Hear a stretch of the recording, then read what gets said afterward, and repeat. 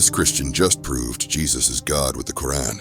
Watch this. I know Muslims will get offended, but it is what it is. Jesus in John 14:6 explicitly says, I am the way and the truth and the life. No man comes to the Father except through me. He didn't say I'm one of many ways. I point you to the life and I can bring you to the Father among many. He goes, no, I am the truth, the life. Now, even from an Islamic perspective, no prophet can say he's the truth, the life, because Islam recognizes those titles as belonging only to the God of Islam, which they believe is the God of Abraham. So for Jesus to say he's the truth, he just claimed to be more than a man from an Islamic perspective. To say you're the life, you just claim to be more than a man. And he says, you want to get to the Father, you want to be with me, you want to dwell with me, you better come to me and accept me as I am. But the Jesus of the New Testament, who's the Christ of history, is not a Muslim prophet. His name is not Isa ibn Maryam. The Jesus of history claims to be the very God in such a way that even the Quran acknowledges no man can claim the titles he claimed. When I said that one of the names of Allah is the truth, al-haq, and he's the life, and he's also the first and the last. Well, if you go to chapter 22, verse 6 to 7, there you're going to see the names of Allah pretty much plagiarized from what Jesus said prior to the Quran. You'd think, if I didn't tell you this is Allah speaking, you'd think that you're reading the Gospel of John, because what is said about God here, the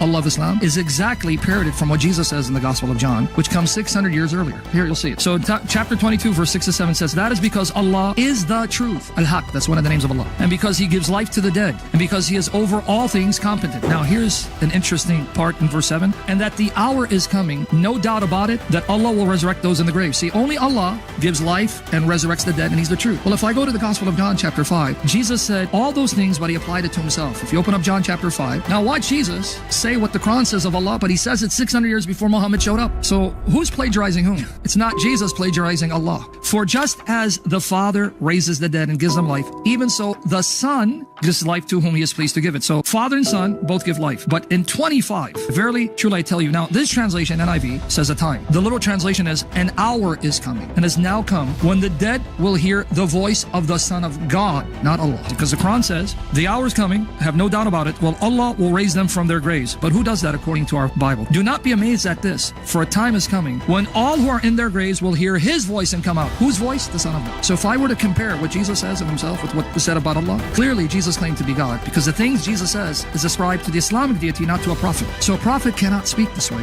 if Islam is true. So what do they tell you? Your Bible's corrupt. So clearly the Jesus of history is not Isa. Case note, they have to call the Bible corrupted, because if the Quran stands, then the conclusion stands too. So here's my question. If their own book points to it, what are they really denying?